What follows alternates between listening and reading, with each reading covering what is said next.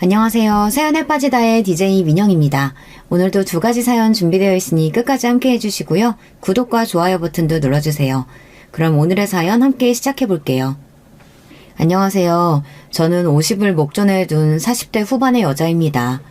물리치료사라는 제 직업을 사랑하고 열심히 센터도 운영하며 살고 있어요. 소명의식이라는 게 있잖아요. 자기 직업에 대한 목적과 의미를 행동으로 실천하고 타인을 돕고자 하는 가치와 목표를 중요한 동기로 삼는 것. 요즘은 돈이 중요하고 남들에게 보여지는 것이 중요한 세상이라지만 여전히 소명의식이란 참 소중하고도 실천하기 어려운 문제입니다. 치료일에 권태감을 느끼거나 진상 환자분으로 이 직업을 때려치고 싶다는 생각이 들 때면 우리 아빠를 떠올리곤 해요.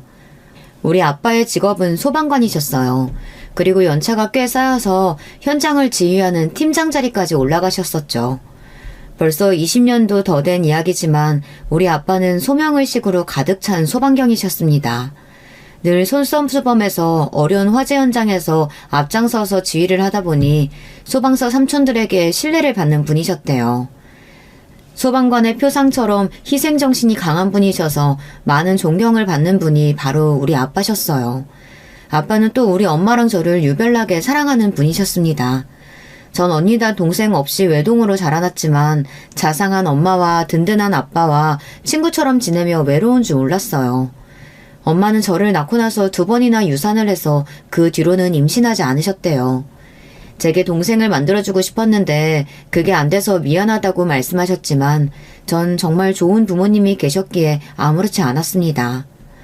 그러나 제가 고등학교 3학년으로 대학 입학시험을 한 달 앞둔 어느 가을이었어요.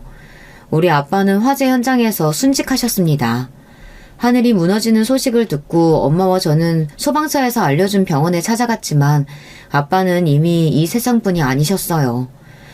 방화복까지 뚫고 다 타버린 커다란 검댕이의 모습으로 계셨기 때문에 정말 우리 아빠인지 분간할 수조차 없었어요. 말도 안 돼.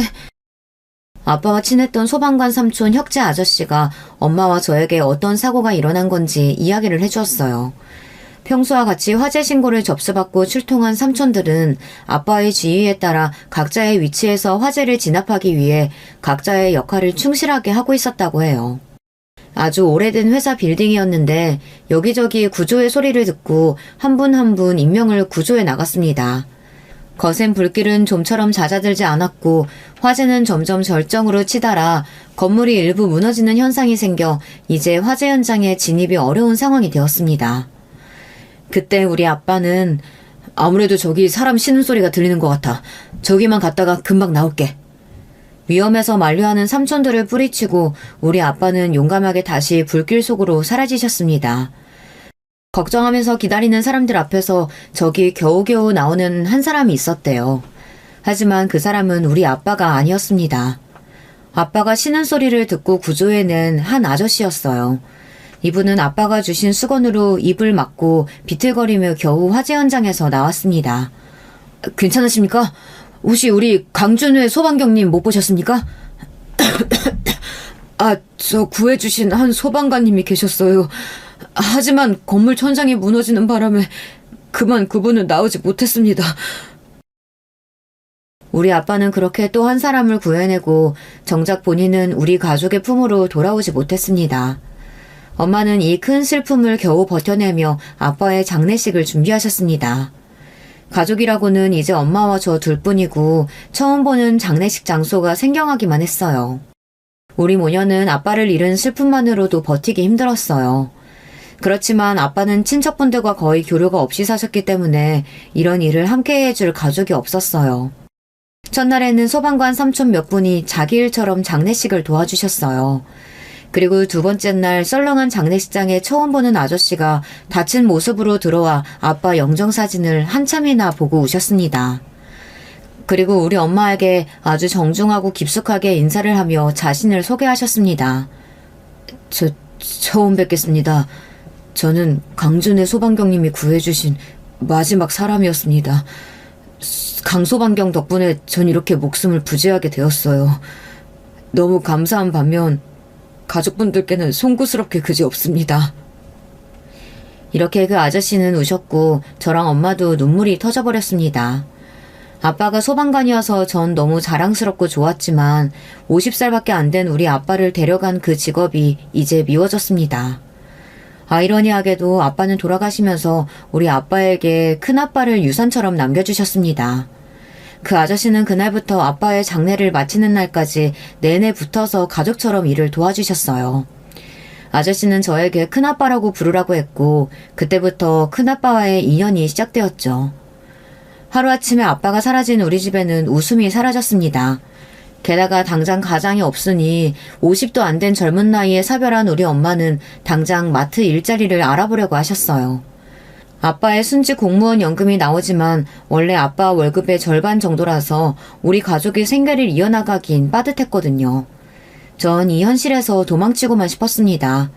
엄마처럼 유약한 분이 갑자기 바깥에 나가 일을 하는 것도 마음에 들지 않았어요. 전 아빠의 죽음 이후 사춘기 때도 안 하던 방황과 방황을 했습니다.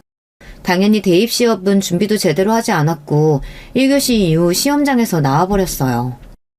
이내야, 그래도 시험은 봐야지. 대학은 가야 할 거 아니니. 엄마, 난 대학 안 가고 일할 거야. 우리 한편에 무슨 대학이에요. 엄마 말씀도 안 듣고 저는 취직 자리를 알아보고 있었어요. 이런 사정을 알게 된 큰아빠는 집에 와서 저를 설득하셨습니다. 이내야, 우리 한국 사회는 대학 간판이 필요해. 지금 이 시기에 대학 가지 않으면 나중에 후회해. 내년에 대학 가자. 큰아빠, 아빠도 없는데 왜 큰아빠가 나한테 뭐라고 하는데. 큰아빠가 우리 아빠라도 되냐고요. 난 이미 대입시험도 망쳤고 내 인생은 틀려먹었어요. 내가 공부를 잘하기라나 운동을 잘하기라나 뭐 하나 잘하는 것도 별로 없는데 대학은 가서 뭐해요. 그래도 임마, 세상 살려면 대학 간판은 있어야지. 하늘에 있는 니네 아빠가 뭐라고 하시겠냐. 난 이제 네 아빠 대신이야. 네가 날 아빠 대접해주든 말든 난 그렇게 할 거야. 당장 재수학원 등록할 테니까 잔말 말고 공부해. 좋은 대학 가라고 하는 거 아니야. 네가 가고 싶은 대학을 가라고. 이렇게 큰아빠의 강압에 가까운 권유로 전 재수학원을 억지로 다니기 시작했습니다. 전 당시 세상에 대한 불만으로 가득 찼습니다. 우리 아빠만큼 정의롭고 착한 사람은 없어요. 그치만 그런 분이 하루아침에 잿더미 속에 돌아가시고 세상에 대우는 그에 걸맞지 않았으니까요. 세상 사람들은 소방관 하나쯤 화재 현장에서 죽은 줄은 모르고 자기들의 인생을 살아가잖아요. 전 그게 너무 싫었어요. 딸인 저 하나쯤은 우리 아빠가 없는 세상이 이치에 맞지 않다라고 소리치고 주먹을 날리고 싶었으니까요. 재수학원은 첫날부터 결석을 했습니다. 제 담당 선생님이 큰아빠에게 연락을 했는지 큰아빠는 저를 찾아내서 억지로 학원 앞에 떨구셨어요. 그냥 학원에 앉아만 있어. 공부하든 엎어져 자든 네 맘대로 하되 넌 아침부터 저녁까지 이 학원에서 한 발짝도 못 나간다. 내가 지키고 서 있을 거야. 큰아빠는 경찰 공무원으로 바쁘신 분이셨지만 정말 그 말씀대로 학원 앞에서 저를 감시하셨어요. 제가 아침에 들어가는 것을 보시고 학원 끝날 시간쯤 절 데리러 오셨죠. 정말 급한 일이 있으실 때는 우리 엄마에게 꼭 학원 앞에 가서 절 지키고 서 있어야 한다고 신신당부를 하셨대요. 이내야, 큰아빠는 참 대단하신 분이야. 엄마도 너 대학 가는 거 어쩌질 못했는데 너희 아빠처럼 널 챙기시는구나. 웬만하면 너도 큰아빠 말씀대로 네가 원하는 대학에 가. 극적인 우리 큰아빠 덕에 제 반항도 잠시였어요. 저는 금세 정신을 차리고 대입시험을 준비했습니다. 원래 제가 머리가 나빠서 공부를 잘하지는 못했지만 매일 암기할 것은 달달 외우며 제가 할 수 있는 한 열심히 공부했습니다. 그리고 대입시험 준비를 하며 전 어떤 대학과 과에 가야 할지 고민을 했습니다. 그러다 문득 아빠와의 추억이 떠올랐고 제가 잘하는 일이 있다는 것을 알게 되었는데요. 아빠가 퇴근하시면 늘 목이랑 허리가 아프다고 하셔서 제가 안마를 해드렸어요. 아이고, 너는 소나기 힘이 장난이 아니구나. 빈말이 아니라 은혜한테 안마 받는 거 병원 가는 것보다 훨씬 나아. 이렇게 말씀하시곤 했어요.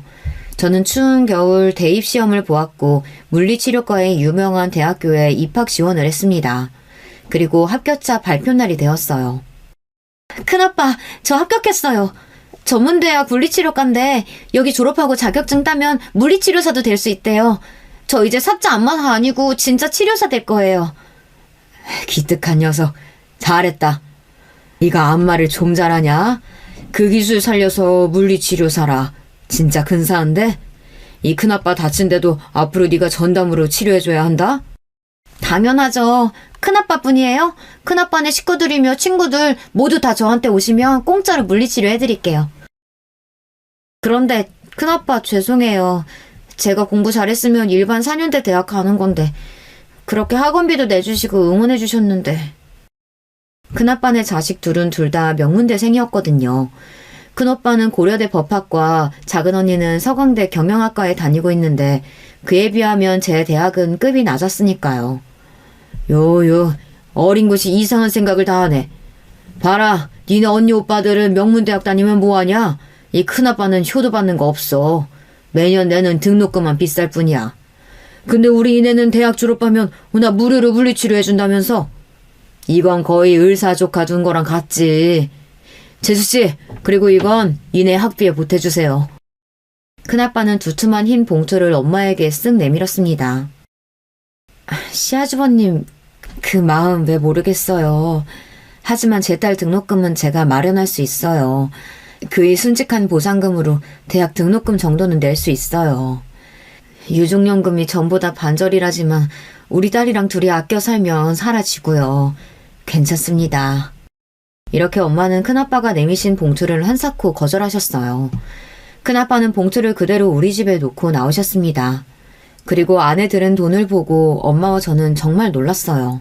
현금으로 2천만 원이 들어있는 겁니다. 지금보다 30년은 더 된 때에 2천만 원이면 우리가 살고 있는 빌라의 전세금보다 좀 작은 액수이니 놀랄 수밖에요.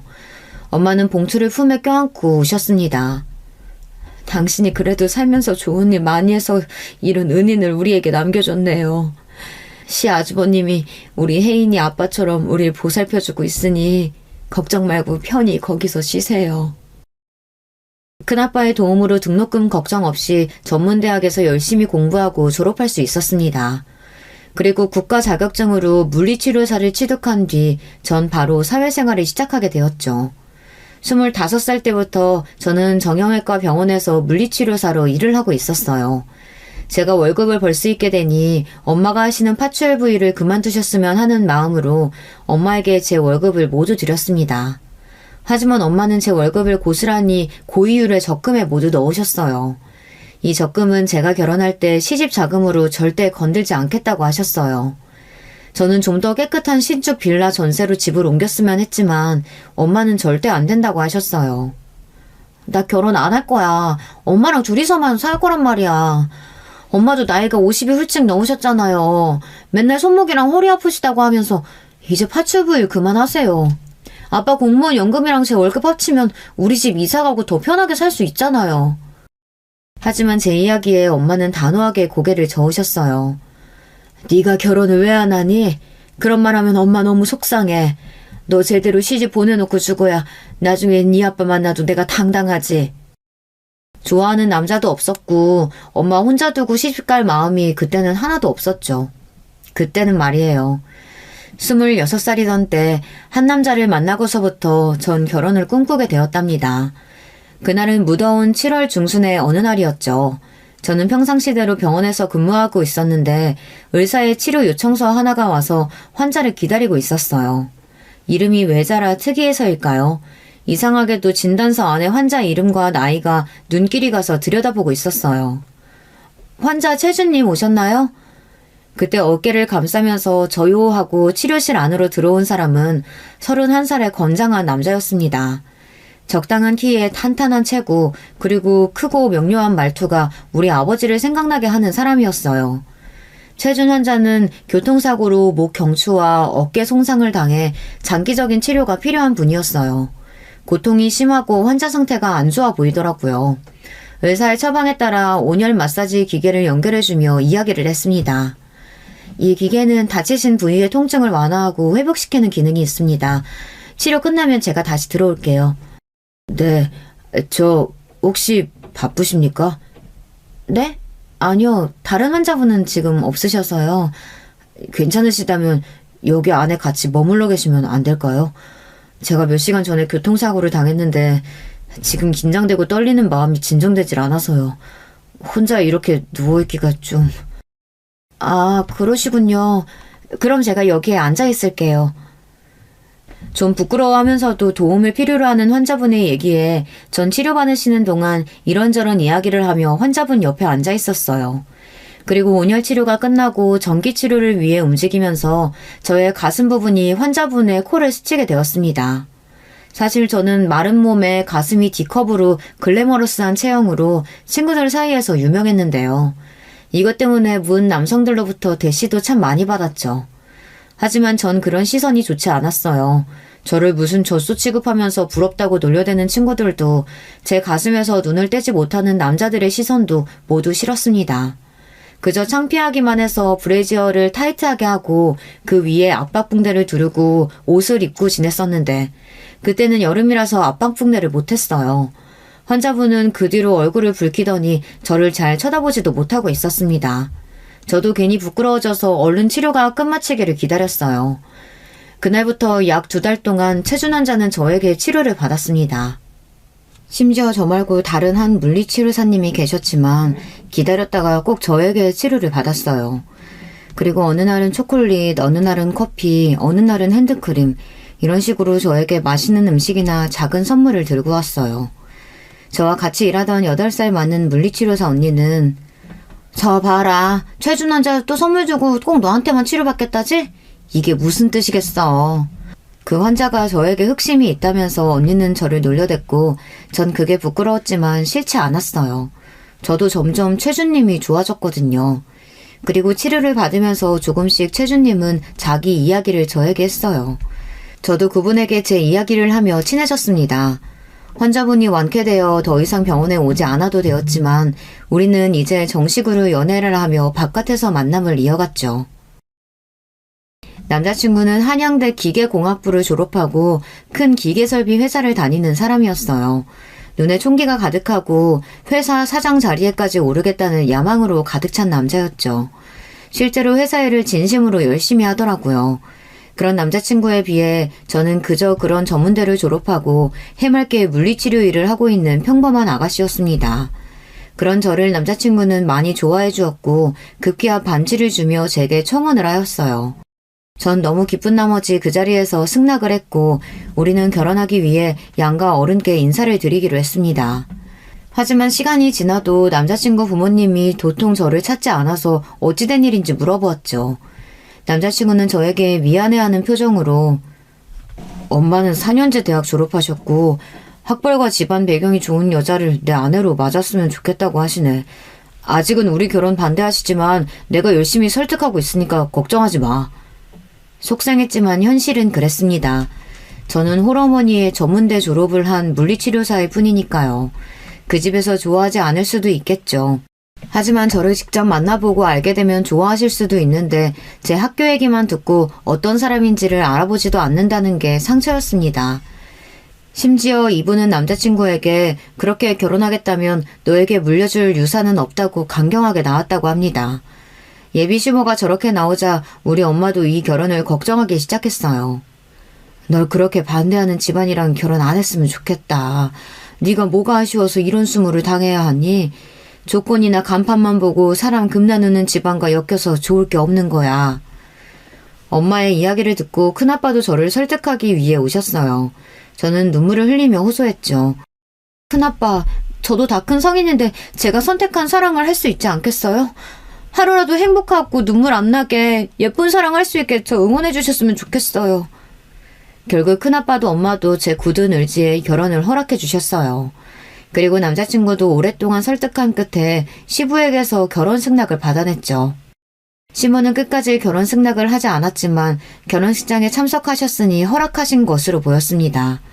우여곡절 끝에 결혼한 뒤 저는 시부모님을 모시고 남편과 결혼 생활을 시작하였습니다. 50대의 젊은 시모는 여간 깐깐한 분이지 않았어요. 그리고 툭하면 대학도 제대로 안 나온 네가 이런 걸 이해할 수 있겠니? 하며 제 전문대 출신을 꼭 걸고 넘어가셨죠. 그래서 전 좋아하는 남자와 함께 살게 되었지만 삶은 팍팍하고 외로웠습니다. 우리 남편은 워커홀릭답게 늘 회사 일만 생각하는 사람이었어요. 자기 부모, 특히 시모의 말씀에는 절대 복종하는 효자였던 거예요. 그 당시 병원에서 일하면서 일요일 하루만 쉴 수 있었고 무엇보다 임신을 하고 나면 따로 출산휴가를 받기 어려운 것이 현실이었어요. 그래서 첫 아이를 임신하고는 병원 일을 그만두게 되었습니다. 그리고 첫 아들을 낳고 연년생으로 뒤이어 딸을 낳아 남매를 키웠습니다. 그렇게 아이들이 학교에 입학할 때까지 시간이 어떻게 지났는지 모르게 정신없이 살았습니다. 힘든 시집살이에 아이들이 저에게 전부였을 만큼 너무 이쁘고 소중해서 힘을 내었어요. 그러던 중 함께 살던 시부가 돌아가시게 되었습니다.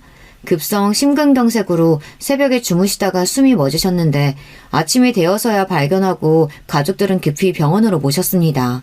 시부는 이미 사망한 뒤였고 검시관님이 오셔서 급성 심근경색 양성을 받아 나왔다는 확인을 받고 시부의 장례식을 치르게 되었어요.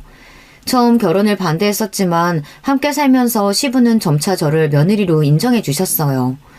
우리 아이를 낳은 날 병원에 오셔서 손주를 안아보시고는 며느라, 손주 낳느라 고생 많았다.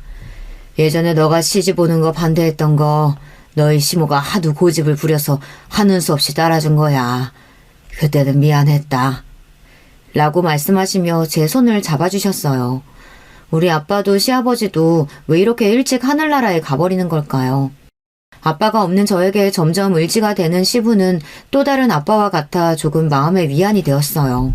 그랬었는데 시부가 돌아가신 모습을 보고 전 한참을 통곡하며 울고 있었어요. 하지만 우리는 상주로서 장례식을 준비해야만 했습니다. 그때 시모가 저에게 와서 말했어요. 너 괜히 며느리랍시고 상주 자리 지킬 필요 없다. 너 출신이 좀 그래서 내가 친척들한테 대학 안 나온 건 얘기 못했으니까 그냥 음식이나 나르고 육개장이며 밥이며 떨어지지 않게 그거나 잘 챙겨. 자기 남편이 하루아침에 죽어서 너무 슬픈 나머지 경황이 없어야 할 때 시모는 또 제 대학 이야기를 들먹였습니다. 게다가 저는 음식 도우미 이모처럼 거기서 서빙이나 하라네요. 상주로서 지킬 자리도 제게 내어주지 않았어요. 정말 너무하지 않나요? 이미 식구도 된 저의 대학교가 시모는 그 정도로 부끄러운 걸까요? 시부를 잃은 슬픔은 이제 시모에 대한 원망과 제 신세에 대한 한탄으로 바뀌며 전 더 눈물을 참을 수 없었습니다.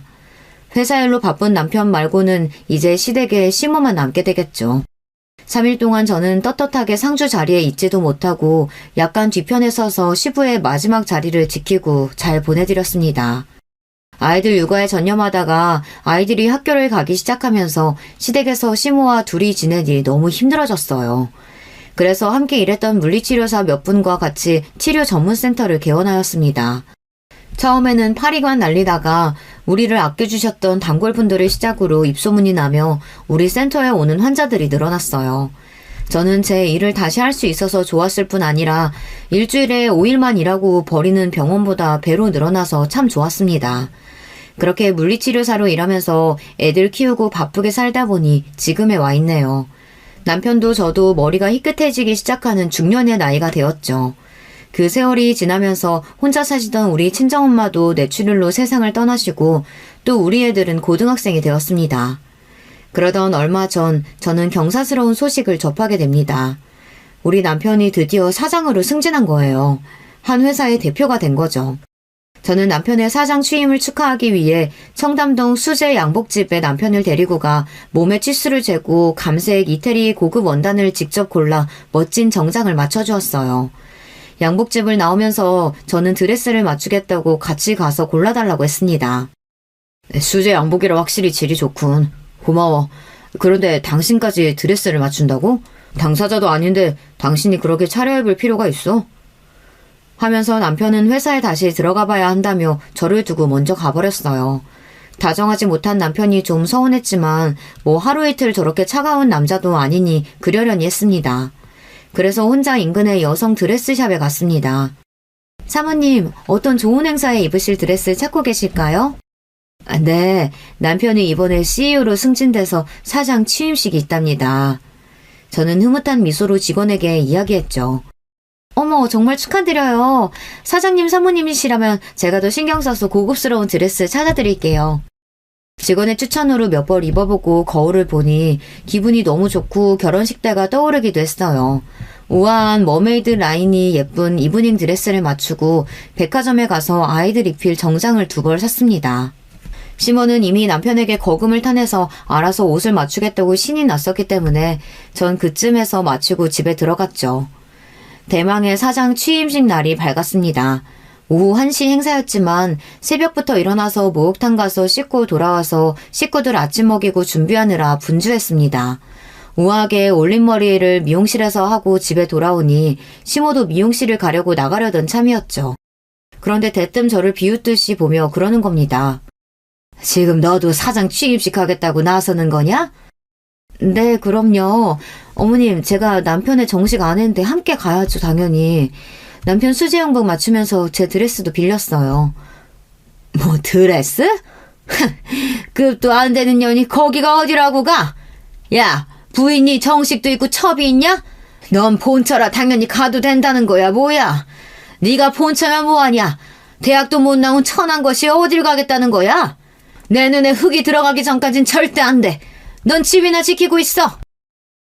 하며 시모가 저에게 쌍욕을 하며 취임식에 못 가게 막았습니다. 아침부터 일어난 소동에 아이들도 나와서 할머니를 말렸습니다. 할머니, 우리 엄마한테 너무하세요. 아빠 취임식인데 우리 엄마가 왜 못 가요? 우리 엄마 싫어하시는 건 알지만 이건 아니잖아요. 맞아요, 할머니. 우리 애기 엄마인데 당연히 아빠 옆자리에 계시는 게 맞죠. 듣기 싫어. 이놈의 자식들이 어디 위아래 없이 할머니한테 눈을 치켜뜨고 대들어. 우리 집은 뼈대에 있는 최씨 가문이야. 그런 공식적인 자리에 니들 엄마가 격이 맞길 해야 말이지. 다른 소리 필요 없어. 거기에 시장님도 오시고 온 회사 사람들이 모이는 자리인데 괜히 니네 엄마 출신 얘기 나오면 내 아들 앞길 막는다. 와, 할머니 진짜 말도 안 된다. 우리 엄마가 어때서 회사 사람들이 뭐라고 한다는 거예요? 아빠, 할머니 좀 말려봐요. 이제 억지까지 쓰세요.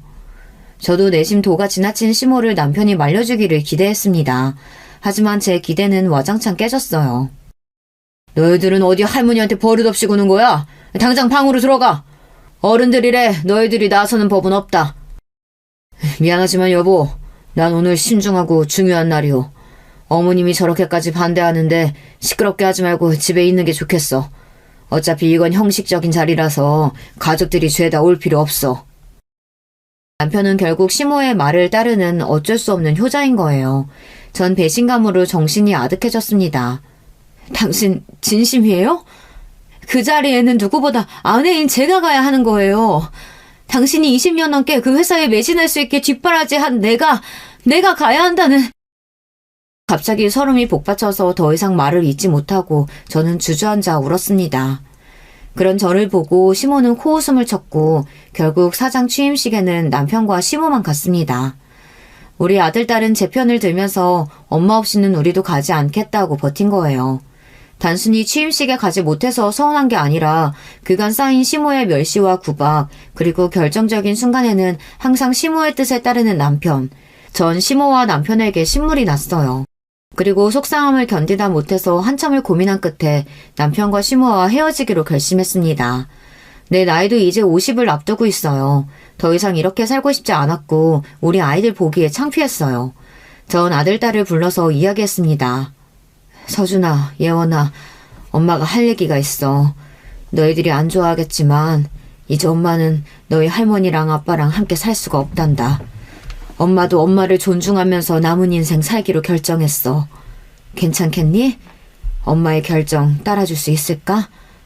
엄마, 잘 생각했어. 난 전부터 엄마가 아빠랑 이혼했으면 했어. 엄마처럼 사는 여자가 어디 있어.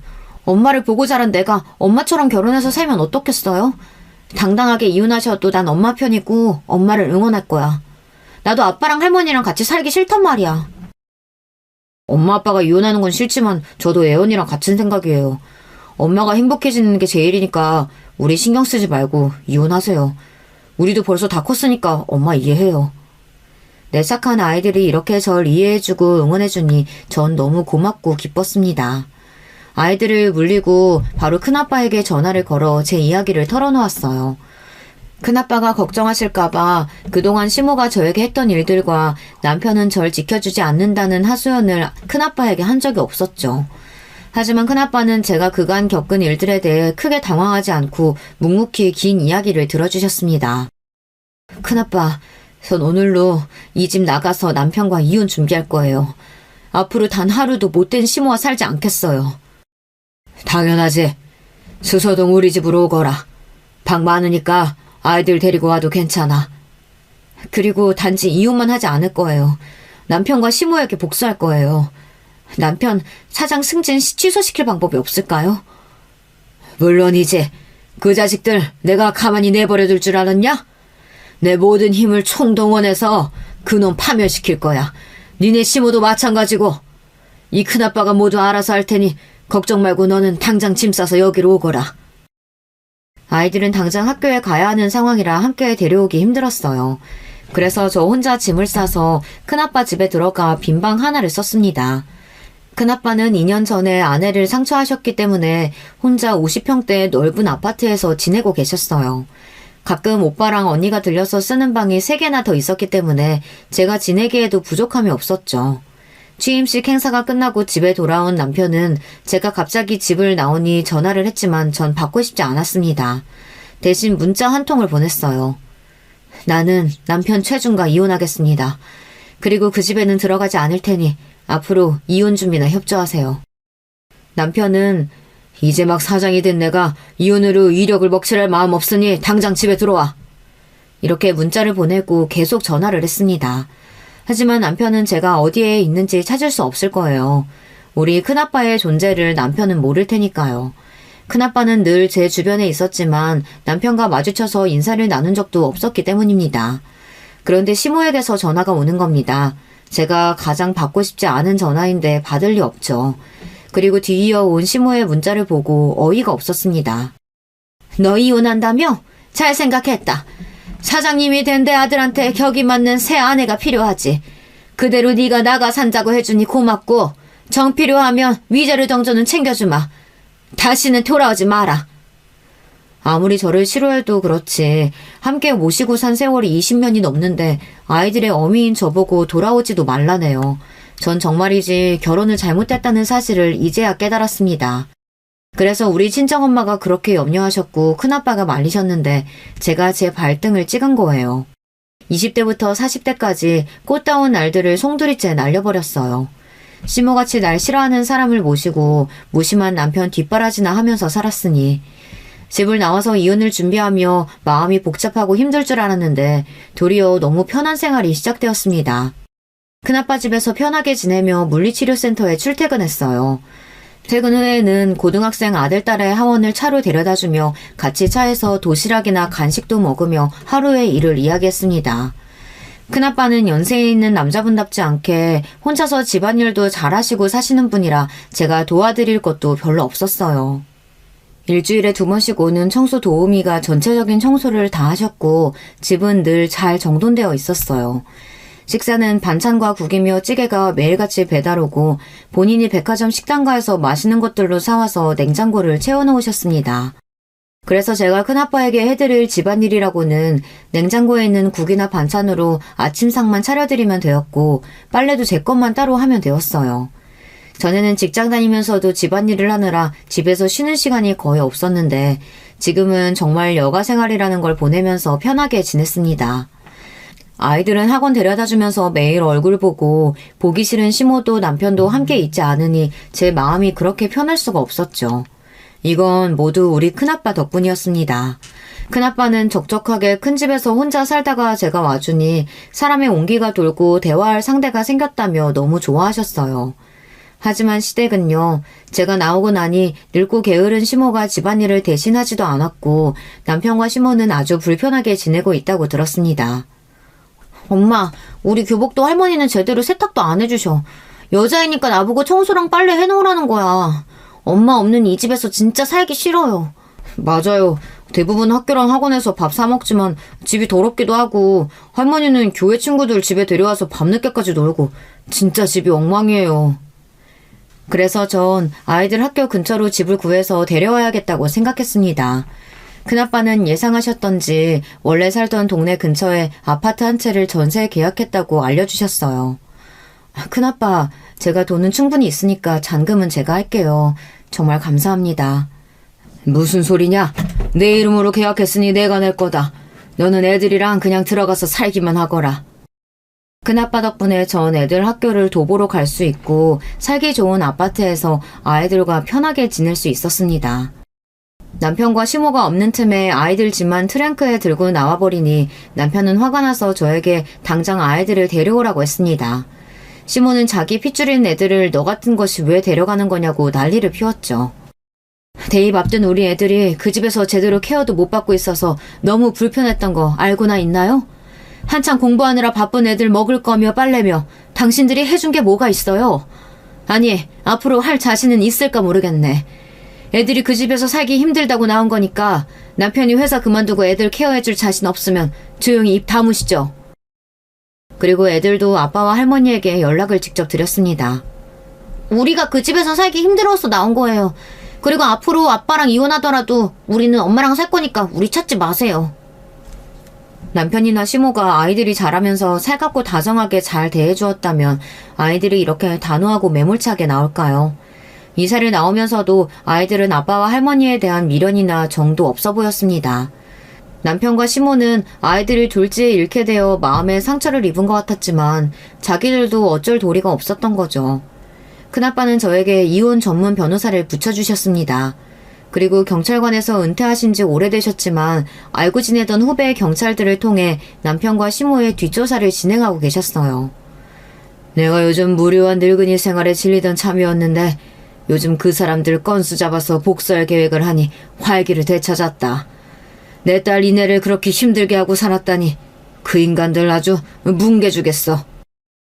그리고 큰아빠는 저에게 시모에게 숨겨진 비밀 하나를 이야기해 주셨습니다. 그 이야기를 듣고 저는 기함을 하고 말았어요. 알고 보니 시모는 글쎄 첩이었던 거예요. 시부는 시모보다 나이가 훨씬 많았습니다. 두 사람은 불륜 관계로 만나서 본처 몰래 두 집 살림을 차리고 있었던 거예요. 게다가 부인도 아닌 첩이 남편까지 낳게 된 거죠. 시부의 본처는 조용하고 착한 분이었다고 합니다. 그러고 보니 시부의 장례식장에서 있었던 일이 기억납니다. 어떤 남자가 왔는데 시모가 깜짝 놀라서 상주 자리에서 도망쳐 버린 거예요. 그 남자분은 시모 나이에 나이가 지긋한 분이셨는데 장례식장에 혼자 와서 소주만 들이켰습니다. 그 남자분은 시모 또래의 나이가 지긋한 분이셨는데 장례식장에 혼자 와서 소주만 들이켰습니다. 그러다가 취해서는 큰 소리로 그래 잘 갔다 이 나쁜 자식아. 우리 누나 마음고생 시키다가 먼저 죽이고 너도 가는구나. 더 일찍 병으로 고통받다가 죽지 그랬냐. 이러고 우는 겁니다. 하지만 시모도 남편도 그 누구도 그분에게 인사를 하거나 말리지도 못했어요. 지금 생각해보니 그분이 본처분의 남동생이었던 거죠. 본처였던 분이 돌아가시고 나서 시모는 호적에 자기 이름을 올리고 원래 정실 부인이었던 양 거짓으로 살아온 겁니다. 그래놓고 제가 4년제 대학 못 나오고 홀어머니 밑에서 자랐다는 이유로 저에게 천한 출신이라고 구박을 했다니 정말 내로남불이네요. 아마 자기가 첩이어서 받았던 멸시를 저에게 푼 것이고 진실로는 자기 출신이 천한 것에 대한 반대급부로 저를 더 못살게 굴었던 것 같아요. 그리고 남편도 아주 가증스럽고 못된 인간입니다. 자기 엄마가 첩이었다는 사실을 이날까지 아내인 저에게도 철저하게 숨겼으니 말입니다. 그리고 아마 첩의 소실이었다는 자신이 부끄러워서 더 열심히 성공하고 싶었는지 모르겠습니다. 지금까지 살면서 남편이 엄마의 뜻을 거스른 것은 저와의 결혼 단 한 번뿐이었습니다. 그 외에는 자기 엄마를 불쌍히 여겨서 더 잘해드리려고 하는 효자였으니까요. 시부의 장례식이나 사장 취임식 같은 공식적인 자리에서 본처인 저를 첩인 양 취급하더니 시모와 남편이 더 싫어지고 혐오스럽기까지 했습니다. 내가 최서방, 최준, 그 인간 사장 자리에서 끌어내릴 거다. 그리고 큰아빠는 하나씩 계획했던 일들을 실행하셨습니다. 큰아빠가 조사해보니 남편이 회사 생활하는 동안 납품회사에 접대를 여러 번 받았다고 합니다. 그래서 그 정황과 증거를 모으셨고 증언을 해줄 납품회사 전 직원까지 섭외해놓았다고 했습니다.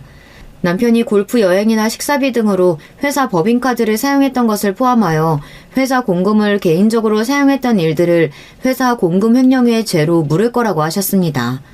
큰아빠는 경찰 출신으로 경찰 쪽에 힘을 행사할 수 있었습니다. 그리고 큰아빠 딸이자 제가 친언니처럼 지내는 서진 언니의 남편은 우리나라 기획재정부 장관정책보좌관으로 고위 공무원 자리에 있습니다. 그래서 그분들을 통해 큰아빠가 알아낸 사실과 증거를 보내 확실하게 남편을 처벌할 수 있었습니다. 남편의 회사에서는 날벼락을 맞고 말았어요. 남편의 부도덕한 짓을 까발리고 앞으로 모든 국가 지원을 끊고 입찰에 참여할 수 없을 거라며 행정소송까지 각오하라는 기획재정부의 공문이 회사로 날아갔기 때문입니다. 회사에서는 주주총회가 열리고 난리가 아니었습니다. 남편은 자신의 치부가 만천하에 드러나자 얼마 버티지 못하고 스스로 대표의 자리에서 물러났다고 합니다. 또한 회사에서는 단지 퇴사만으로 끝나지 않을 것이라고 나왔습니다. 그동안 횡령했던 금액에 배상금까지 물을 거라고 하며 남편은 큰 공경에 처하게 되었습니다. 무엇보다 회사에 자신의 청춘을 다 바친 남자가 세상 부끄러운 짓이 탄로가 나서 불명예스럽게 퇴진했으니 얼마나 자존심이 상하고 정신적으로 힘들까요? 남편은 술에 잔뜩 취해서는 제가 일하고 있는 센터에 찾아왔습니다. 여보, 나 회사에서 잘렸어. 나 왜 이렇게 된 거냐? 내 평생 성공하겠다고 달려왔는데 이렇게 하루아침에 알거지가 된다고? 난 이제 살아갈 힘도 없어. 내 전부였던 회사는커녕 이제 어디 번듯한 곳에 취직도 못할 거야. 그리고 아내와 아이들은 날 떠났고 하는 일 없이 나만 달달 볶아대는 엄마와 집에 있지. 나한테 이내 너는 내 안식처였어. 그러니까 엄마 반대해도 너랑 결혼했지. 애들과 같이 돌아주면 안 되겠니? 앞으로 너한테 잘할게. 당신의 사과도 후회도 이제는 너무 늦었어. 게다가 당신은 이제 어디 갈 회사도 돈도 없는 나이 든 남자에 불과한데 내가 왜 그런 당신을 걷어먹이겠어? 내가 첩출신인 당신 엄마한테 그렇게 수모를 당할 때에도 당신은 한 번도 날 도와주지 않았어. 절대 용서 못해. 돌아가. 술 먹고 추한 걸 그만 보이고. 제 냉정한 태도에 남편은 크게 상처입고 돌아갔습니다. 남편에 대한 큰아빠의 복수는 성공이었어요. 이제 진짜 복수해야 할 대상은 아직 남아있다. 너희 시모. 너희 시모가 교회랑 자기 대학 동창 모임을 그렇게 중요시 한다고 했지? 큰아빠는 자신의 계획을 떠올리며 고소하다는 듯이 웃으셨습니다. 시모는 자기가 4년제 대학을 나왔다는 자랑을 사는 내내 저한테 해대셨어요. 그리고 교회에서 권사로 지내면서 교회 사람들과 대학 동창 모임을 잘 챙기던 사람이었습니다.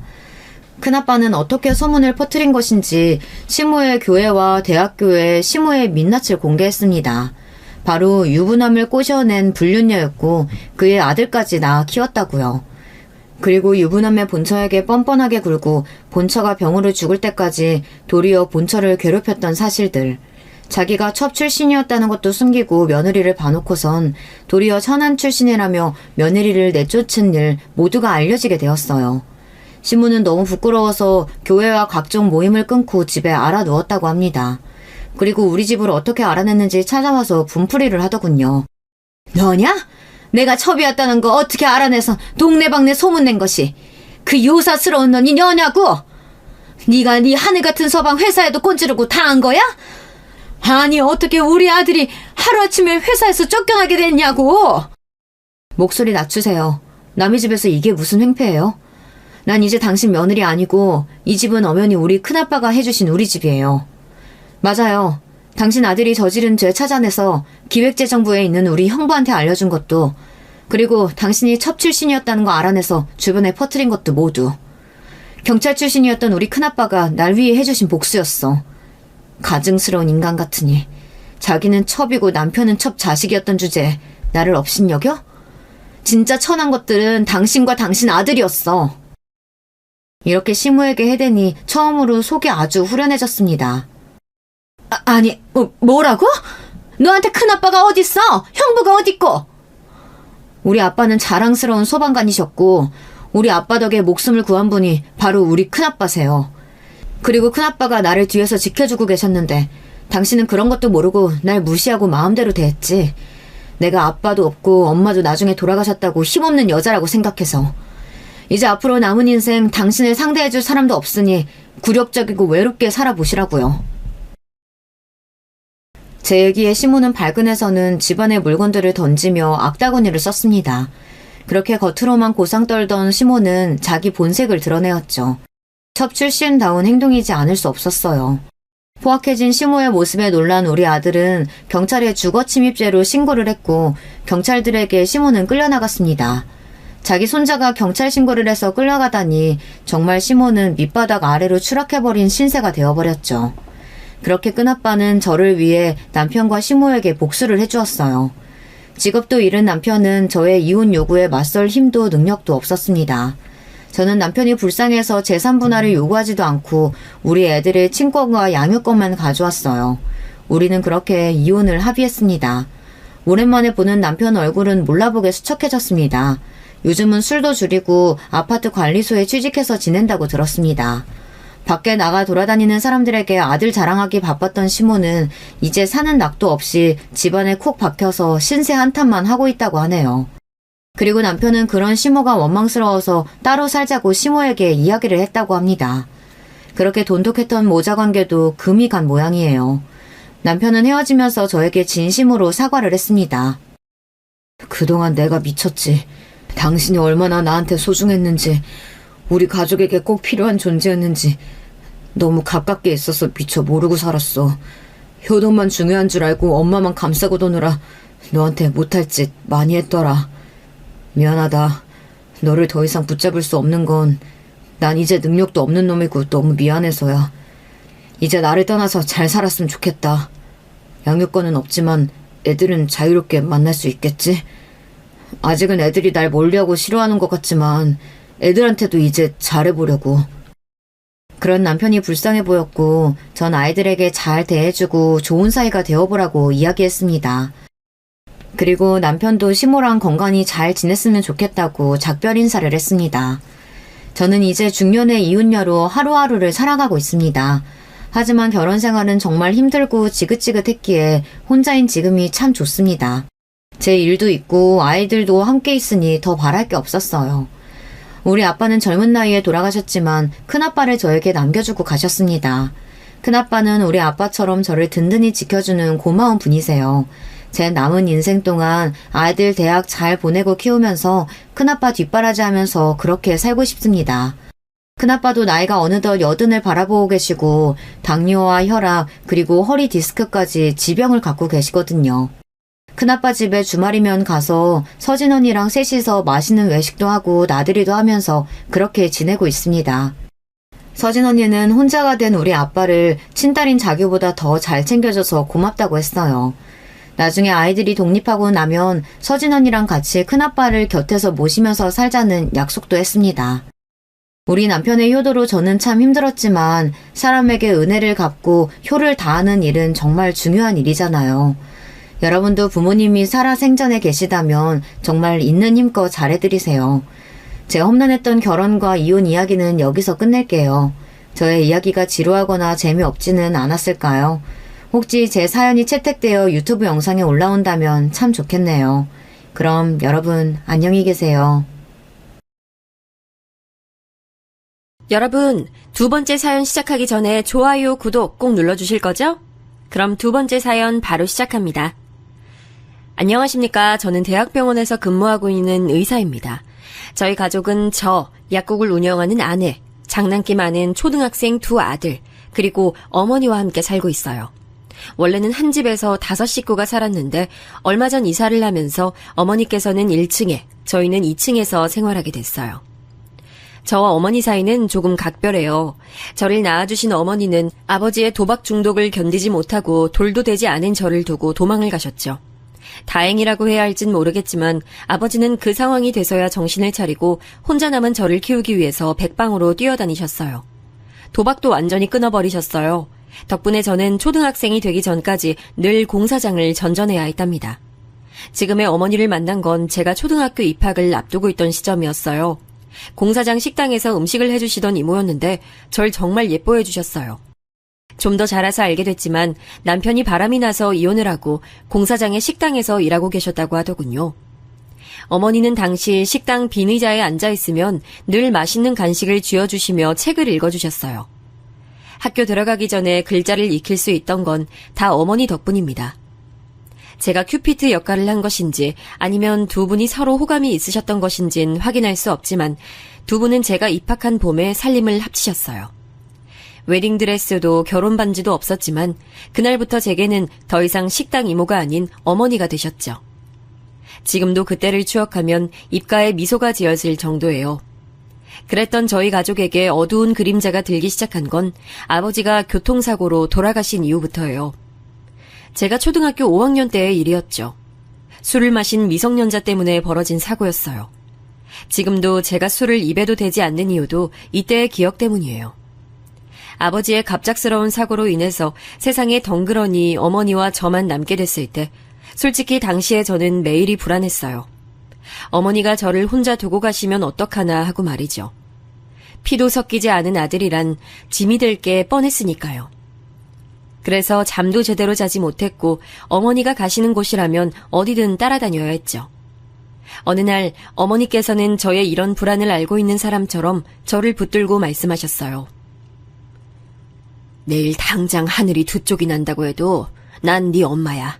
넌 내 아들이고 절대 그걸 잊어서는 안 돼.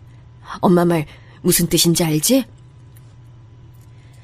저는 너는 내 아들이다 라는 그 말이 얼마나 가슴에 와닿았는지 모릅니다. 아직도 그 순간만 생각하면 손끝이 찌릿하고 심장이 두근거리는 소리가 귓가에 울릴 만큼 벅차오르는 기분이 들어요. 제가 너무 듣고 싶었던 말이었거든요. 그날 이후부터 저는 더 이상 불안에 떨지 않았어요. 어머니께서는 이른 아침 지하철 입구에서 김밥을 말아 파셨어요. 그리고 낮에는 시장의 반찬 가게에서 일을 하셨죠. 그렇게 하루 종일 바쁘게 움직이셨으면서도 집에 돌아오시면 선물 상자나 종이봉투를 접는 부업을 하셨어요. 쉴 틈이 하나도 없을 정도였죠. 어머니께서 퇴근하실 때까지 저는 숙제를 끝내두고 어머니께서 오시면 함께 앉아서 부업을 했어요. 어머니께서는 하지 말라고 하셨지만 저는 그 순간이 하루 중 제일 좋았거든요. 이런저런 어머니와 이야기를 할 수 있는 유일한 시간이었기 때문이죠. 중학교에 입학을 하면서 저는 처음부터 진로를 실업계로 정해놓고 있었어요. 하루라도 빨리 한 사람분의 일을 하고 월급을 받고 싶었죠. 저는 처음부터 공부에 큰 관심이 없기도 없었지만 워낙 체격이 좋고 운동신경이 남달라 원치 않게 일진 취급을 받았어요. 실제로 싸움을 걸어오는 친구들도 있었는데 딱히 접은 적은 없었죠. 그렇다고 제가 양아치 짓을 하고 다닌 건 아니었어요. 하지만 사실을 알게 되신 어머니께서는 불같이 화를 내시면서 학생이 해야 할 일을 내팽개치고 무슨 짓을 하고 다니느냐고 처음으로 화를 내셨죠. 누가 너더러 돈을 벌어오랬다고 그런 생각을 해. 네가 특별히 꿈이 있고 하고 싶은 것이 있다면 나도 안 말려. 그런데 빨리 취직해서 돈을 벌겠다니.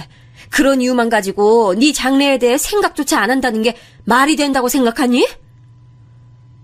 저는 그냥 어머니 하루라도 빨리 편하게 해드리고 싶어서 그랬죠. 언제 너더러 빨리 돈 벌어서 나 호강시켜달라고 했어? 내가 그랬어?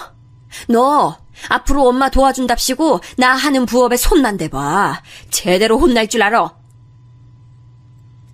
어머니께서는 그렇게 불같이 화를 내시고는 한동안 제가 아무리 말을 걸어도 한 말씀도 하지 않을 정도였어요. 결국 저는 잘못했다고 싹싹 빌고 두 번 다신 그런 이야기를 꺼내지 않겠다고 약속드렸죠.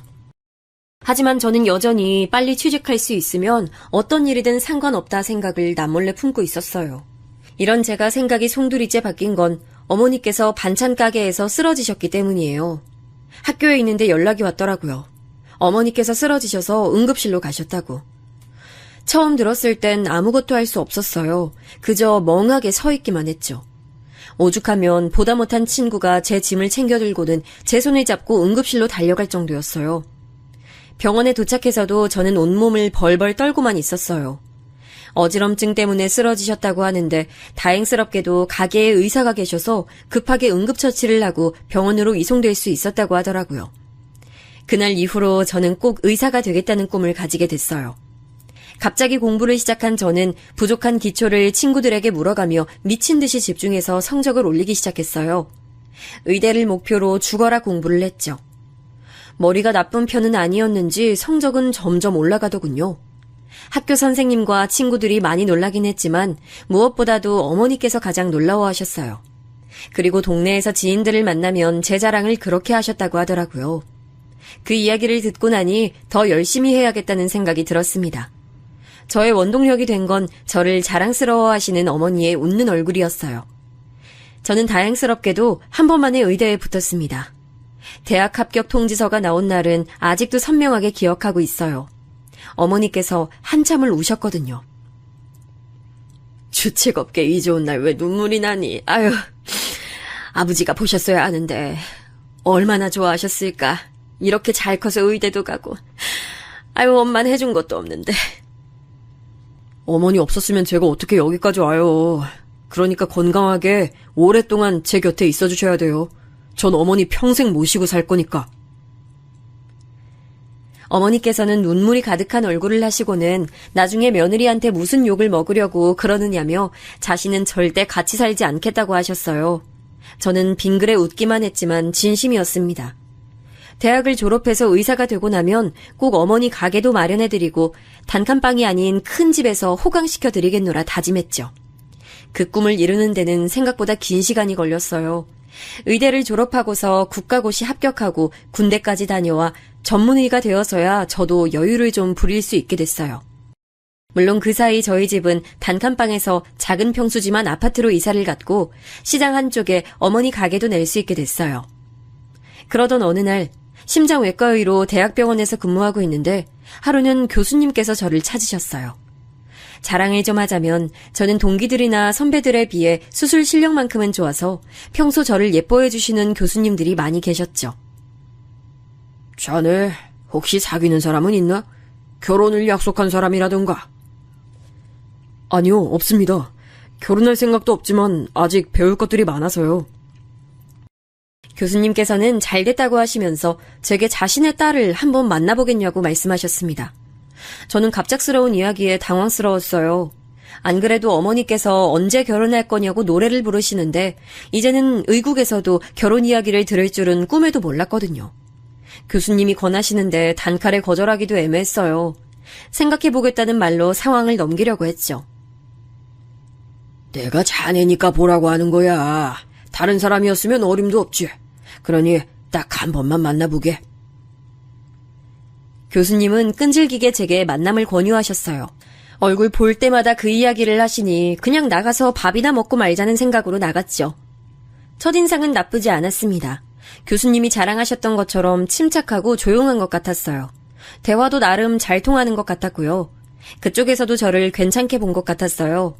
그녀는 차를 가져왔다고 하면서 저를 의국에 데려다 주겠다고 하더군요.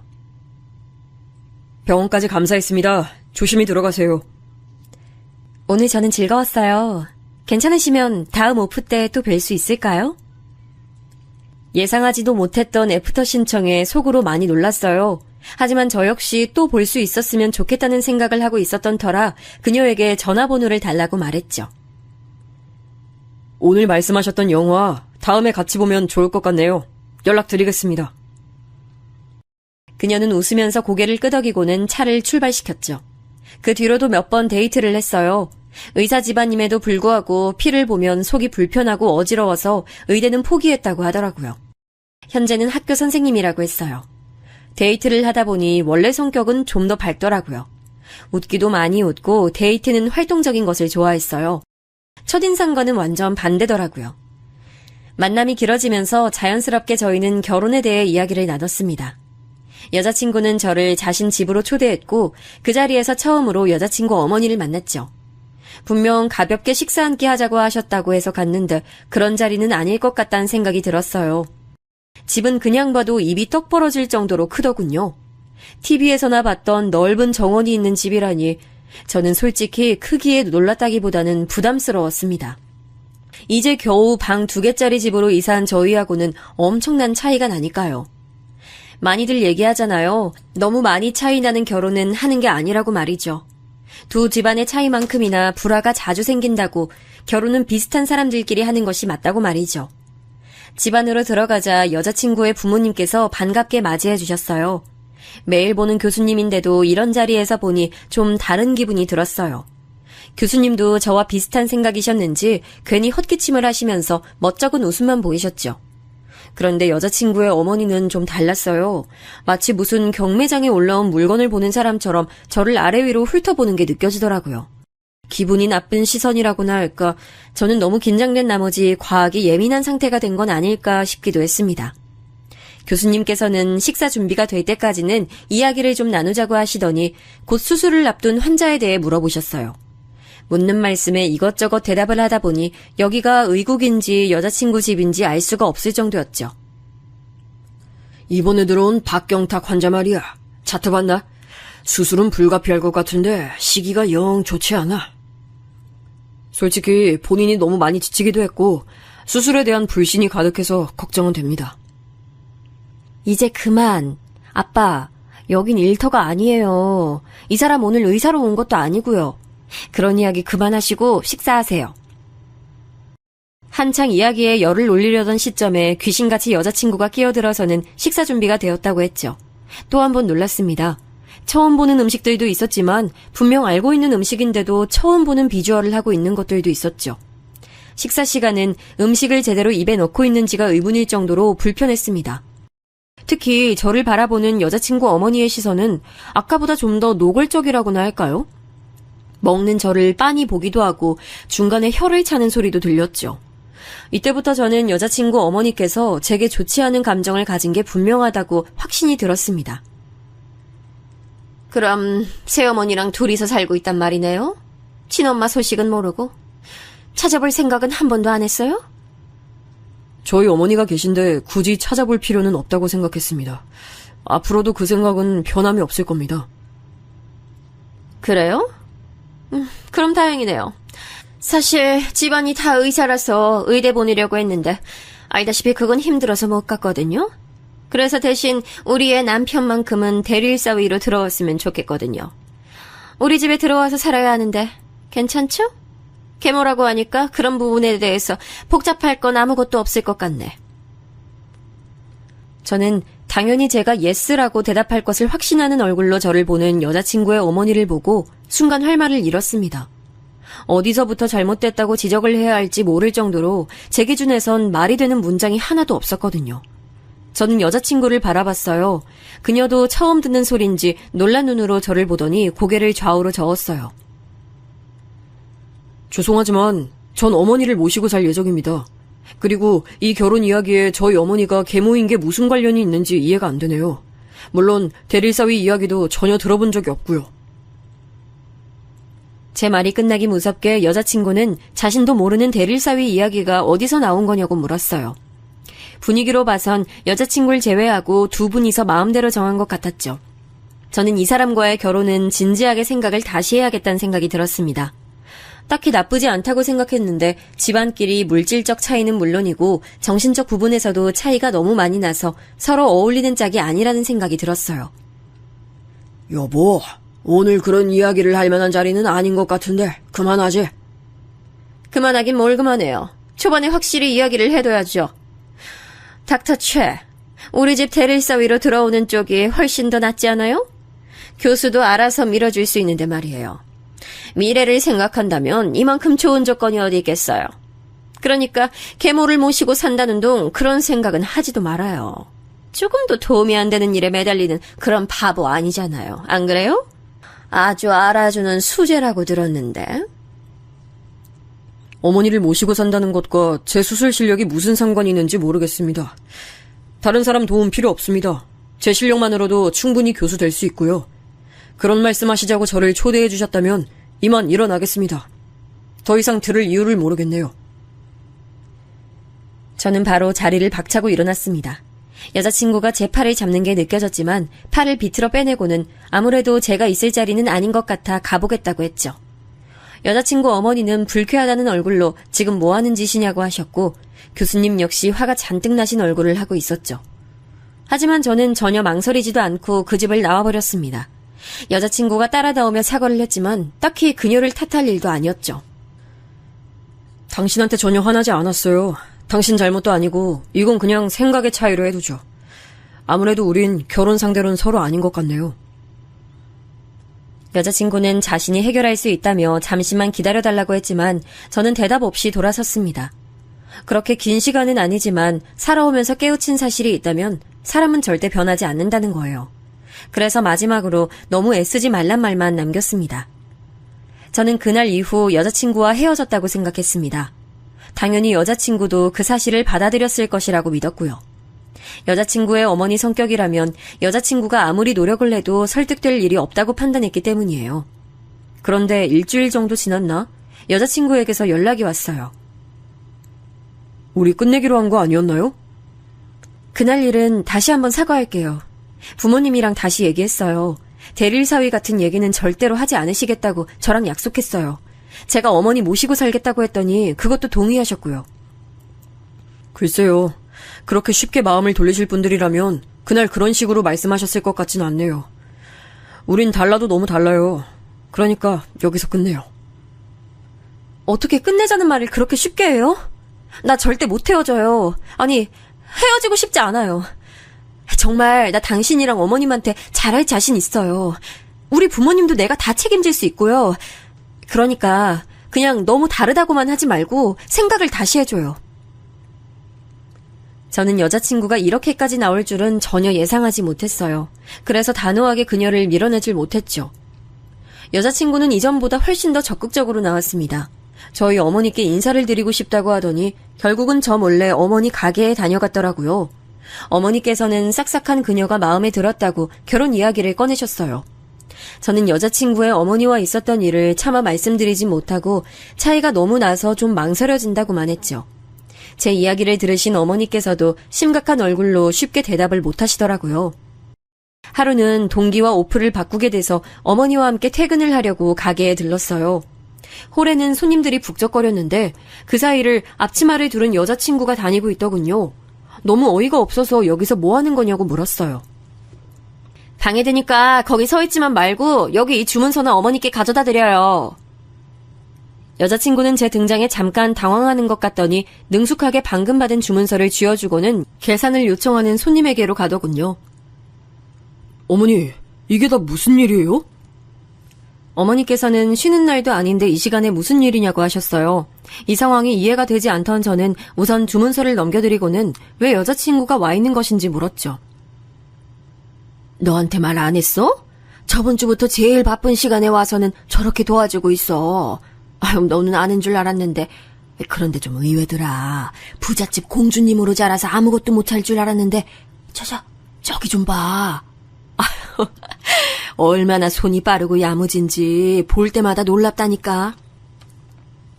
어머니 말씀에 여자친구를 바라보던 저도 크게 다르지 않았어요. 너무나도 생소한 모습에 적응이 잘 되지 않을 정도였죠. 손님이 빠져나가고 여자친구는 집에 가봐야겠다고 말했어요. 저는 어머니께 데려다주고 오겠다고 했죠. 의외네요, 아주. 이런 일 처음 해봤을 텐데 저보다도 더 잘하시고. 할만하던데요? 재밌기도 하고. 어머님 음식 솜씨가 정말 좋으시잖아요. 다들 맛있다고 하는데 기분 좋더라고요. 분위기에 취한 거죠. 저도 모르게 말도 많이 나오고 지금도 그렇잖아요. 저는 여자친구에게 부모님들은 다 알고 계시냐고 물었어요. 여자친구는 앞으로 우리들 일에 일절 관여하지 않으시겠다는 확답을 받았으니 상관없다 했죠. 하지만 어디 그게 정말 상관없다는 소리겠습니까? 제가 별 말을 하지 않자 여자친구는 답답하다는 듯 말을 이어갔죠. 자꾸 차이가 너무 난다, 달라도 너무 다르다고 하는데 당신은 너무 중요한 걸 잊고 있는 것 같아요. 결혼은 우리를 먼저 생각해서 결정해야죠. 다른 사람이 아니라. 너무나도 자신감 넘치는 여자친구의 이야기에 저는 이 사람을 믿어보자는 생각이 들었어요.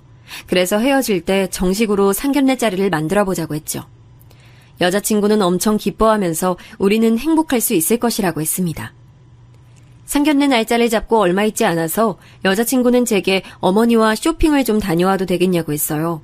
어머니께 상견례에 대해 말씀드렸을 때 그날 입어야 하는 옷에 대해서 걱정을 좀 하시더라고요. 저도 어떻게 해야 할지 몰라서 난감했는데 이렇게 먼저 이야기를 해주니 고마운 마음이 들었죠. 상견례 날 어머니께서는 잔뜩 긴장한 얼굴을 하셨어요. 손에 땀이 뚝뚝 흐를 정도였죠. 저는 어머니께 너무 긴장하지 마시라 말씀드리고는 예약한 곳으로 들어갔습니다. 여자친구와 그녀의 부모님은 벌써 와 계셨어요.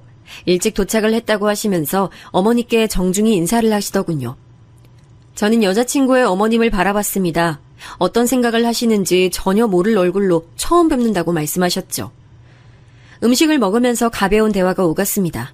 주로 이야기를 하는 쪽은 교수님과 저였죠.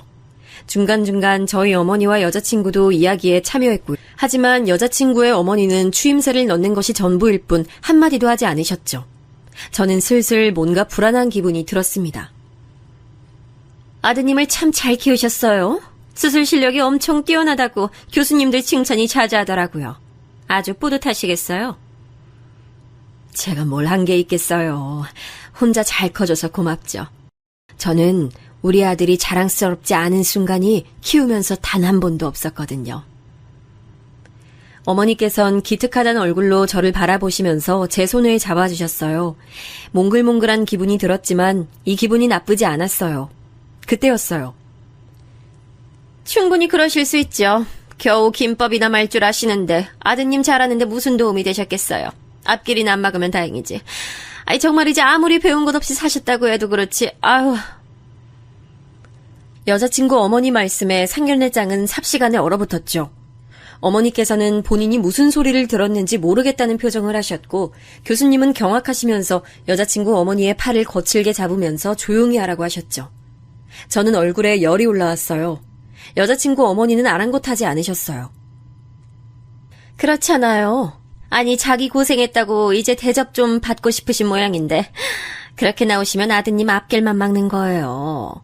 대릴사위로 저희 집에 보내시면 저희 집에서 어련히 알아서 챙겨드릴까. 혹시 친아들도 아니라고 들었는데 그래서 이렇게 앞길을 사사건건 막으려고 하시는 거예요? 어머니께서는 여자친구 어머니 말이 이어질수록 고개도 들지 못하고 가만히 계셨어요. 그런 모습을 보고 있자니 온몸이 떨렸죠. 제 속에선 화산이 수없이도 터졌고 머릿속은 엉망이 됐어요. 여자친구가 억지로 그녀의 어머니를 밖으로 끌어내려는 게 보였어요.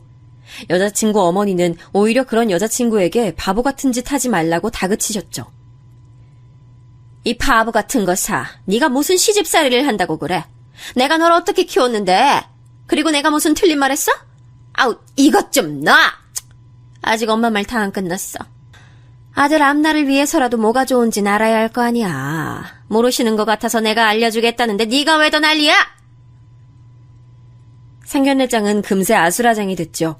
교수님께서는 조용히 못하냐고 소리를 지르셨지만 소용이 없었고요.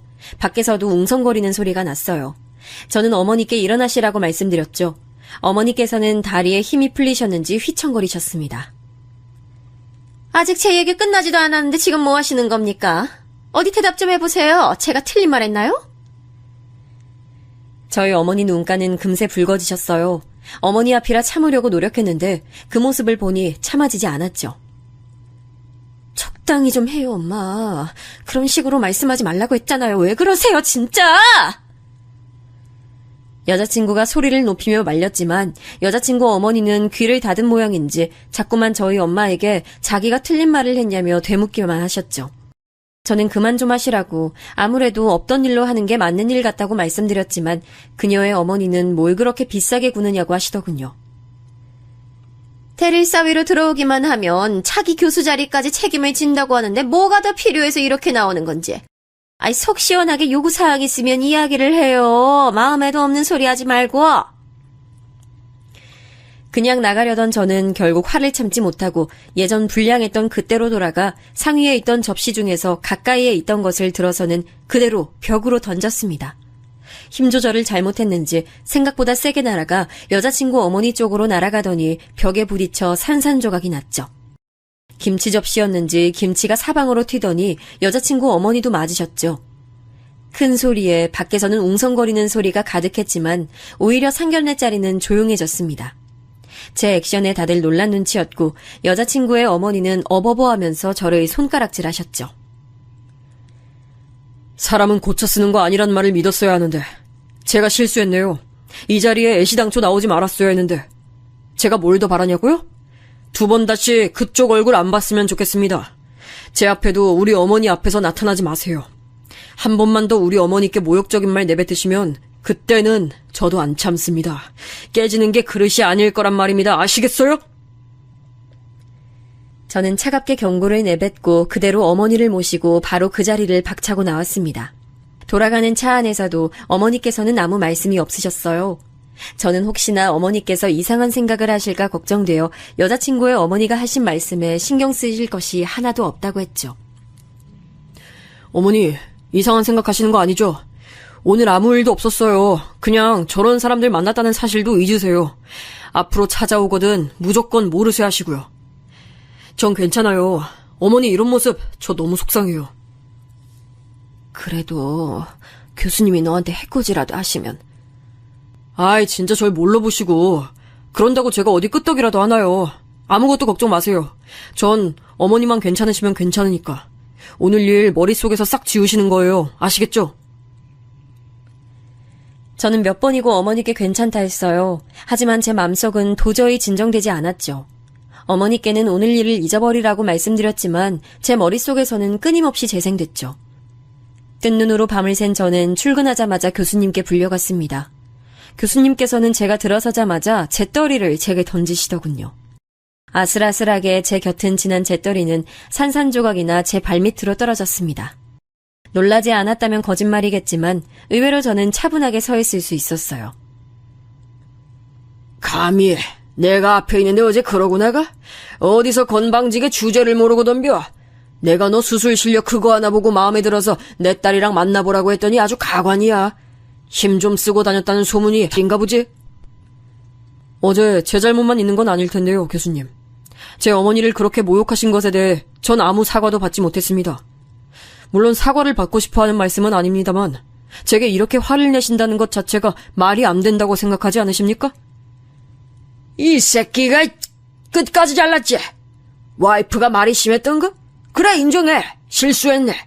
근데 그 사람이 괜히 그런 말 했어? 다 너 잘되라고 해준 말이잖아.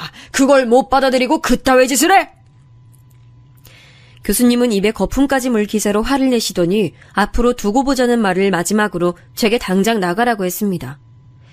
어머니의 기우가 어쩌면 맞을지도 모르겠다는 생각이 들었어요. 저도 바보 같았던 것이 생명을 앞에 두고 감정을 내세워 일을 할 것이라고는 생각하지 못했죠. 교수님은 치졸하게 나오셨어요. 제 당직 시트를 바꿔두시는 것은 물론 응급학과에 손이 부족하다는 명분으로 저를 응급학과로 보내기도 하셨죠. 제 근무표는 수술 아니면 당직으로 가득했습니다. 이런 생활이 일주일은 넘어가자 동기들도 이건 아니다 싶었는지 자기들이 하루 띄워줄 테니 집에 가서 좀 쉬라고 권해줬습니다. 집에는 어머니가 계셨습니다. 장사는 어쩌고 집에 계시느냐고 물었지만 어머니께선 얼버무리시면서 대답을 하지 않으셨죠. 저는 뭔가 수상하다는 생각이 들어 저와 가게를 같이 가자고 했습니다. 화들짝 놀라신 엄마는 혼자 가시겠다고 허둥거리셨어요. 전 무언가 잘못되어 간다는 확신이 들어 말리시는 어머니를 뒤로하고 가게로 나갔습니다. 어머니 가게엔 임대라는 글씨가 크게 붙어 있었습니다. 이게 무슨 소리냐고 물었지만 어머니께서는 쉽게 말씀하지 않으셨죠. 옆 건물 과일가게 이모님이 혀를 차시며 제게 말씀하셨습니다. 아니, 무슨 갑자기 이 건물 주인이 바뀌었다고 하더니만 언니네 가게 당장 빼라고 난리도 아니었잖아. 아유, 게다가 무슨 계약 기간이 얼마 안 남았다며? 재계약 안 한다고 당장 나가라고 아주 뭐 그런 인간들이 다 있나. 아유, 말은 들어보지도 않고. 아유, 그나저나 언니는 왜 거기서 말도 못하고 있었어? 뭐라고 따지던가. 건물주가 그 지랄을 하는데 한마디도 안 하고. 저는 혹시나 하는 생각이 머릿속을 스치고 지나갔습니다. 혹시 여자친구의 어머니였냐고 물었더니 어머니께서는 사색이 되면서 아니라고 하셨죠. 하지만 그런 어머니의 모습은 제게 충분한 대답이 됐습니다. 그때였습니다. 어머, 이게 누구야? 닥터 최, 여기서 나 보네? 한가한가 봐. 여자친구의 어머니는 이곳과는 전혀 어울리지 않는 복장으로 나타났습니다. 저는 이게 다 무슨 짓이냐고 물었죠. 여자친구 어머니는 어깨를 으쓱 하시더니 입가에 조소를 띄운 채 제게 말하셨습니다. 닥터 최가 어떤 행운을 발로 찼는지 직접 보여주려고 그러지. 아니다. 던진 건가? 하여튼 이번 기회에 주제도 좀 가르쳐주고 그렇게 자랑하는 수술 실력 따위가 무슨 소용이 있는지 직접 겪어보라고. 그래야 정신을 차릴 거 아니야. 안 그래? 모든 일이 다 마음대로 될 줄 아신다면 아직 저에 대해서 잘 모르시는 겁니다. 제가 어떤 놈인지 두고두고 기억하게 만들어드리죠. 여자친구의 어머니는 제 경고에도 비웃기만 하더니 가게 빨리 정리하라는 말만 남기고 가버렸습니다. 우선 저는 어머니께 새 자리를 알아볼 때까지 좀 쉬셨으면 좋겠다고 말씀드렸어요. 어머니께서는 혹시나 제가 위험한 행동이라도 하려는 건 아닌가 싶으셨는지 불안한 눈빛이셨지만 저는 다 좋아질 것이라 말씀드렸죠. 저는 우선 친구놈 중 하나를 찾아 법적으로 문제가 있는 건 아닌가부터 확인을 했지만 뾰족한 수가 있진 않았어요. 무엇보다도 곧 계약이 종료될 시점이기 때문에 어쩔 수 없다고 하더군요. 다시 돌아왔을 때 저는 전혀 다른 상황을 맞이했습니다. 사람들이 저를 보면서 수군거리더군요. 저는 무슨 일이 있었냐고 물었지만 다들 쉬쉬하면서 자리만 피했습니다. 동기들도 마찬가지였고요. 그러던 와중 간호사 선생님들께서 나누는 이야기를 우연히 듣게 됐어요. 최쌤, 얘기 들었어요? 이번에 지방으로 가신다면서요? 그럼 그 많은 수술을 누가 해요? 내 말이 최쌤처럼 신속 정확하게 하시는 분이 어딨다고 그런 분을 지방으로 보낸다는 거야. 이번에 한 교수님 딸이랑 파토나서 그렇다던데. 결혼하는 줄 알았는데 얼마 전에 파혼했대요. 간호사들은 지금 시대가 어느 때인데 그걸로 사람을 보내느냐 너무하다 등등의 이야기를 신나게 하고 있었습니다. 조용히 듣고 있던 저는 차라리 병원을 그만둘까도 생각했어요. 이렇게 불합리한 대우를 받느니 제게 컨택해오던 다른 병원으로 옮기는 게 더 낫지 않을까 싶었죠. 하지만 한편으론 이렇게 옮긴다 한들 과연 나아질 수 있을까 싶기도 했어요. 저의 지방 발령에 대한 소문은 점점 구체화되기 시작했어요. 그에 맞춰 교수님의 괴롭힘은 더 심해졌죠. 엎친 데 덮친 격으로 어머니 가게도 좀처럼 구해지지 않았어요. 괜찮은 곳이다 싶으면 터무니없는 값을 부르더군요. 심지어 계약 직전에 갑자기 계약 내용을 바꿔버리는 것도 있었고요. 이런 일이 반복되자 저도 더 이상은 정직하고 정상적인 방법으로는 상대할 수 없다는 생각이 들었어요. 저는 중학교 시절 어울려 다녔던 친구에게 연락해 정보를 좀 구할 수 없겠냐고 물었죠. 흥신소를 하고 있는 친구는 어렵지도 않다고 말하며 교수와 여자친구 어머니의 속옷 색깔까지도 알아와 주겠다고 했죠. 저는 친구의 연락을 기다리면서 의국에서 돌고 있던 소문 하나에 대해 알아보기 시작했어요. 교수님께서 본인의 수술을 대신 시킨단 말이 있더라고요. 예전에 저도 경험은 있었거든요. 교수님께서 급히 팔을 다치셨다고 중요한 수술인데 더 이상 미룰 수 없다고 하시면서 제게 대신하라고 하셨던 적이 있었어요. 한 달 정도의 기간이었는데 자꾸만 시키시는 것이 수상해서 물어봤는데 교수님께서 입맛을 다시고는 앞으로 부탁할 일은 없을 것이라고 하셨거든요. 그런데 저보다 아래 기수들 사이에서 교수님의 수술을 대신하는 경우가 있다는 소문이 돌더라고요. 동기들 단톡방에도 올라왔고요. 저는 수술방 기록을 확인했죠. 신기하게도 교수님의 수술들은 다양한 이유로 녹화가 되지 않았거나 화질이 엉망이더라고요.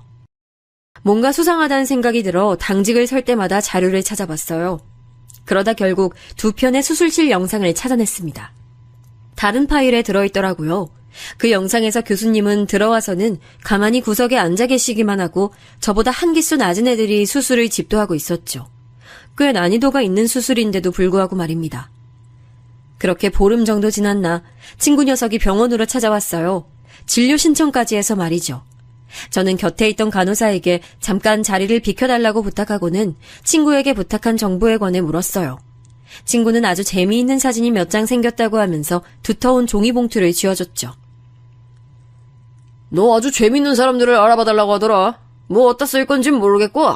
친구야, 이왕 잘나가는 의사 되는데 쭉쭉 성공해라. 저는 의뢰비를 주겠다고 얘기했지만 친구는 우리 사이에 쓸데없는 소리 한다고 제게 욕을 내뱉곤 유유히 나갔습니다. 어떤 사진이 있기에 재밌다고 말하는 건지 궁금해 미칠 것 같았지만 저는 당직 시간이 돌아올 때까지 꾹 참았습니다. 남은 사람이 저밖에 없다는 걸 확인한 저는 제 방에서 봉투를 열어봤죠. 제약회사 사람들과 회동을 가지는 사진들이 많이 보였어요. 비싼 술집에서 술을 마시고 나오는 장면부터 시작해서 차를 바꿔 타는 모습까지 아주 다양했습니다. 그리고 그 사이에서 정말 충격적인 사진이 보이더군요. 왜 친구가 재밌다고 표현했는지 알겠더라고요. 여자친구의 어머니가 한 남자와 호텔 뒷문을 드다드는 모습이었죠. 그 남자의 정체는 교수님의 조교였고요. 친구 조사에 의하면 두 사람 관계는 꽤 오래 이어왔더군요. 그뿐만이 아니었습니다. 교수님 역시 두 집 살림 중이었죠. 빠르게 자료를 읽어본 저는 됐다. 이것만 있으면 충분하겠다는 생각이 들었어요. 다음 날 저는 교수님을 찾아가 불합리한 당직을 그만하겠다고 했어요. 교수님은 그 이야기를 왜 자신에게 와서 하느냐며 자신은 모르는 일이라고 딱 잡아대더군요. 교수님, 저만 그런 줄 알았는데 요즘 수술 본인이 하지 않으시더라고요. 교수 이름 달고 하는 수술인데 한참 어린애들이 대신하고 있고. 제가 처음이었습니까? 저도 짧은 시간이지만 교수님 수술 대신한 적이 있지 않습니까? 교수님은 잠시 놀라는 눈치긴 했지만 여유롭게 웃으며 말씀했어요. 이 일이 밝혀지면 나만 위험한가? 여럿 걸려있는데 그 사람들까지 다 해서 함께 죽을 자신은 있고. 저는 이렇게 나오실 걸 당연히 예상하고 있었기에 그러실 줄 알았다고 하고는 다음 사진을 내밀었습니다. 제약회사 사람들에게 접대받는 모습이었죠. 이번에는 확실히 얼굴이 좀 굳어지셨죠. 교수님은 이런 사진으로는 아무것도 증명할 수 없다고 언성을 높이셨죠. 그렇다면 이 사진은 어떻습니까? 가장 하이라이트가 될 사진인데. 저는 교수님이 숨겨둔 또 다른 집과 불륜관계의 여성의 사진을 내밀었습니다. 순간 교수실이 고요해졌습니다.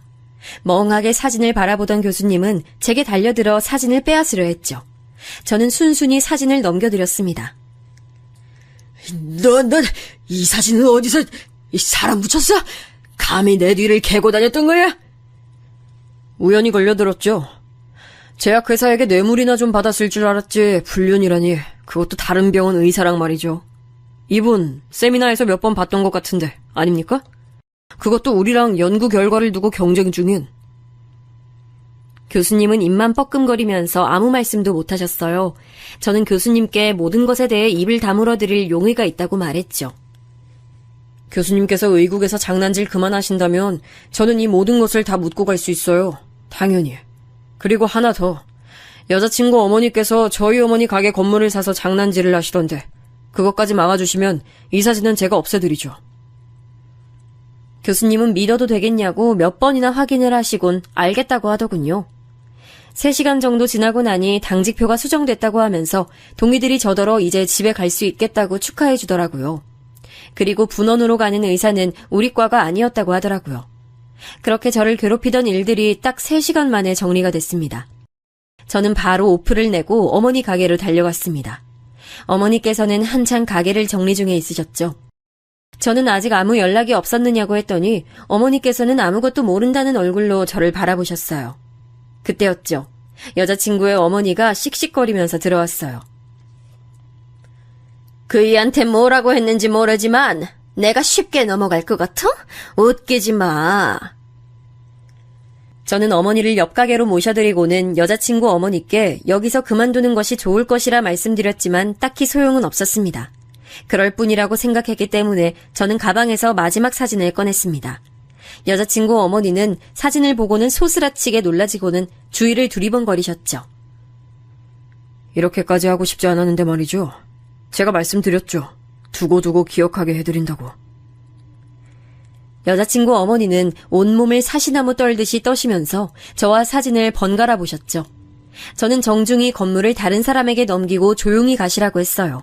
그렇게만 하면 일이 커지는 것은 막으실 수 있다고 말이죠. 여자친구 어머니는 한마디 대꾸도 못하고 나가셨고 다행히 어머니의 가게는 정상으로 돌아올 수 있었답니다. 물론 일을 이대로 끝낼 생각은 추호도 없었습니다. 아무 죄 없는 여자친구에겐 미안했지만 저는 진실을 알아야 하는 사람들에게로 사진을 보냈죠. 제약회사와의 사진은 병원장님께, 불륜 사진은 서로에게 말이죠. 다음날 출근하니 한바탕 난리가 나 있었습니다. 교수님이 조교의 멱살을 잡고 뺨을 날리고 계시더군요. 무슨 일이냐고 묻자 동기 하나가 속삭이듯 말했습니다. 교수님 와이프랑 조교가 아주 뜨거운 사이였단다. 교수님 완전 눈 돌았잖아. 일은 거기서 끝이 아니었습니다. 여자친구의 어머니가 의국으로 들어오고 있었죠. 교수님은 무슨 얼굴로 여기를 오느냐고 소리를 지르셨습니다. 조교의 얼굴을 힐끗 본 여자친구 어머니는 제가 보내드린 사진을 교수님의 얼굴에 던지더군요. 다른 병원 의사랑 바람난 넌 뭐가 그렇게 잘났는데 나만 바람났어? 너는! 여자친구 어머니의 한 방에 로비에 모여있던 사람들은 깜짝 놀라며 수군거렸습니다. 바닥에 떨어진 사진을 몰래 주워 확인한 한 의사가 같은 프로젝트를 두고 경쟁 관계에 있는 곳의 교수라고 얘기를 했고 분위기는 웅성거리는 듯 점점 커졌습니다. 말 그대로 개판이 됐죠. 교수님의 얼굴은 붉어지다 못해 거의 검붉게 변하고 있었어요. 너 이 새끼 약속을 어기고! 저를 발견하신 모양인지 교수님은 제가 서 있는 쪽으로 달려드셨어요. 저는 괜히 다른 의사들이 다칠까 싶어서 한 걸음 다가가 저를 잡으려는 교수님의 팔을 잡아 비틀었습니다. 온갖 쌍스러운 말을 내뱉으시면서 모든 일이 다 저 때문이라고 하셨죠. 저는 조용히 속삭였습니다. 교수님, 제가 분명히 말씀드렸죠. 건들지 마시라고.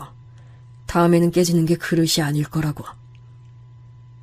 교수님은 더 큰 소리로 소리를 지르셨지만 그 모습도 잠시 곧 경비를 담당해 주시는 분들이 오셔선 여자친구 어머니와 교수님을 밖으로 끌어냈어요. 그날 저녁 교수님은 책상을 뺏기고 쫓겨났어요. 모든 것이 순식간에 정리가 됐죠.